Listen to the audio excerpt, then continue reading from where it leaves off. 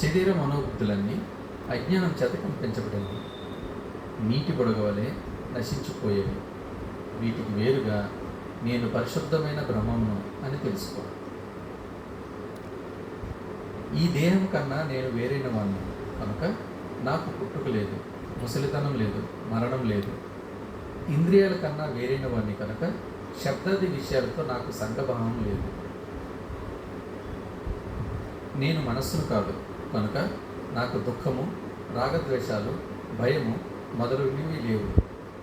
ప్రాణము మనస్సు లేనందువల్ల పరిశుద్ధుడనని శృతులు శాసించి చెబుతున్నాయి. నేను నిర్గుణుడను, ఏ కర్మలు చేయనివాడను, నిత్యుడను, నిర్వికల్పుడను, నిరంజనుడను, వికారాలు లేనివాడను, ఆకారం లేనివాడను, నిత్యముక్తుడను, నిర్మలుడను.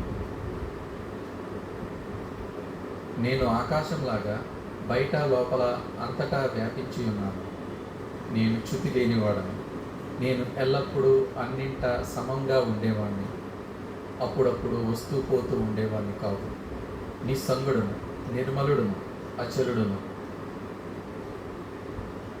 సత్యం, జ్ఞానం, అనంతం అను లక్షణాలు గల నిత్య, శుద్ధ, ముక్త, ఏక, అఖండ, ఆనంద, అద్వయ పరబ్రహ్మం ఏది కలదో అది నేనే. బ్రహ్మమునే నేను అని నిరంతరము అభ్యాసం చేయటం వల్ల ఆ వాసనా ప్రభావం ఔషధం రోగాన్ని నిర్మూలించినట్లుగా అవిద్యను, అవిద్య వల్ల కలిగే విక్షేపాన్ని నిర్మూలిస్తుంది.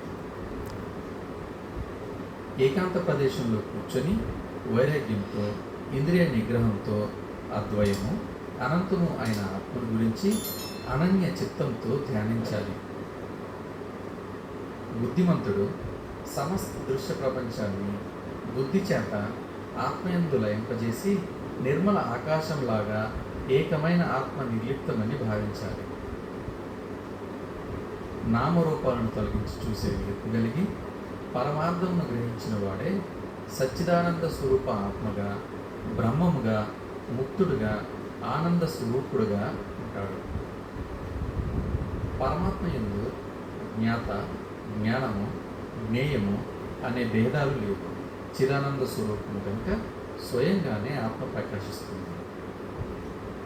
ఈ ప్రకారంగా ఆత్మ అనేది అరణిలో నిరంతరము ధ్యానమదనం సాగిస్తుంటే జనించే అగ్నిలో అజ్ఞానం అనే సమస్త ఇంధనము దహించబడుతుంది. అరుణ కిరణముల చేత అంతవరకు ఉన్న చీకటి నశించిపోగా సూర్యుడు స్వయంగా ఆవిర్భవించినట్లు జ్ఞాన మదనంతో అంతవరకు ఉన్న అజ్ఞానం తొలగిపోగా స్వయంగా ఆత్మ ప్రకాశిస్తుంది. ఆత్మ నిజంగా ఎల్లప్పుడూ పొందబడే ఉన్నా అజ్ఞానం వల్ల పొందబడనట్లుగా ఉన్నది. అజ్ఞానం నశించిపోతే కంఠంనందే ఉన్న పోయిందనుకున్న గొలుసు దొరికినట్లు ఆత్మ ప్రాప్తించినట్లు భాషిస్తుంది. చెట్టు మొద్దు భూతం వల్లే కనిపించినట్లు భ్రాంతి చేత బ్రహ్మమే జీవుడుగా కనిపిస్తున్నాడు. జీవుని యొక్క నిజస్వరూపాన్ని తెలుసుకున్నప్పుడు అజ్ఞానం వల్ల కలిగిన జీవభావం తొలగిపోతుంది. ఆత్మస్వరూపాన్ని యథార్థంగా తెలుసుకోవటం వల్ల కలిగిన జ్ఞానం చేత నేను, నాది అనే అజ్ఞానం దిక్కులు తెలియని భ్రమ తొలగిపోయినట్లు తొలగిపోతుంది. పరిపూర్ణ ఆత్మజ్ఞానం కలిగిన యోగి సమస్త జగత్తు తనయందే ఉన్నట్లు సర్వము ఏకమైన ఆత్మగా తన జ్ఞాననేత్రంతో చూస్తాడు. కుండలు మొదలైనవన్నీ మట్టి తప్ప మరేమీ కాదు. అలాగే ఈ సమస్త జగత్తు ఆత్మ తప్ప మరేమీ కాదు. ఆత్మ కన్నా వేరుగా కొంచెం కూడా ఏమీ లేదు. ఇక్కడ చూడబడేదంతా ఆత్మీయ. జీవభావం నుండి విడుదల పొందిన విద్వాంసుడు పూర్వపు నిరంతర బ్రహ్మచింతనతో బ్రహ్మమే అవుతున్నాడు. రాగద్వేషాలనే రాక్షసులను వధించి మోహమనే సాగరాన్ని జ్ఞానయోగి శాంతితో కూడినవాడే ఆత్మారాముడిగా విరాజిల్లుతున్నాడు. బాహ్య ప్రపంచంలోని అనిత్యమైన విషయాలందరి ఆసక్తిని విడిచిపెట్టి ఆత్మానందంలోనే నిలిచిన ఆత్మజ్ఞాని కొండ అందరి దీపంలాగా తనలోనే ప్రకాశిస్తూ ఉంటాడు. ఉపాధులతో కూడి ఉన్నప్పటికీ ఆత్మజ్ఞాని ఆకాశంలాగా ఆ ఉపాధి ధర్మాలకు అంటకుండా ఉంటాడు. అన్నీ తెలిసినా మూడిని వలె ఉంటాడు. వాయువులాగా దేనితోనూ సంఘభావం లేకుండా సంచరిస్తుంటాడు. జలం జలంలోనూ, ఆకాశం ఆకాశంలోనూ, అగ్ని అగ్నిలోనూ కలిసిపోయినట్లుగా ఉపాధులు నశించిన ఆత్మజ్ఞాని విష్ణు యందు పూర్తిగా కలిసిపోతాడు. ఏది లభిస్తే అంతకన్నా గొప్ప లాభం మరొకటి లేదో, ఏ సుఖాన్ని పొందితే అంతకన్నా గొప్ప సుఖం మరొకటి లేదో, ఏ జ్ఞానాన్ని పొందితే అంతకన్నా గొప్ప జ్ఞానం మరొకటి లేదో అది బ్రహ్మమేనని చక్కగా ధ్యానించు. సదా విచారణ చేయి. దేనిని చూచిన తర్వాత ఇక చూడవలసింది మరొకటి లేదో, దేనిని అనుభవించిన తర్వాత ఇక మళ్ళీ పుట్టుక అనేది ఉండదో, దేనిని తెలుసుకున్న తర్వాత ఇక తెలుసుకోదగినది మరొకటి లేదో అదే బ్రహ్మం అని తెలుసుకో.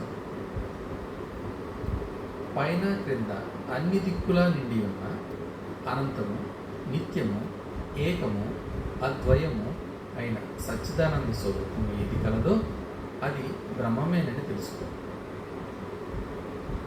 వేదాంతమునకు పరమావధి అయి ఏకము, నాశరహితము, అఖండ ఆనంద స్వరూపము అయినది ఏది కలదో దానిని ఇది కాదు ఇది కాదు అని తొలగించి చూడటం ద్వారా బ్రహ్మము అని తెలుసుకో.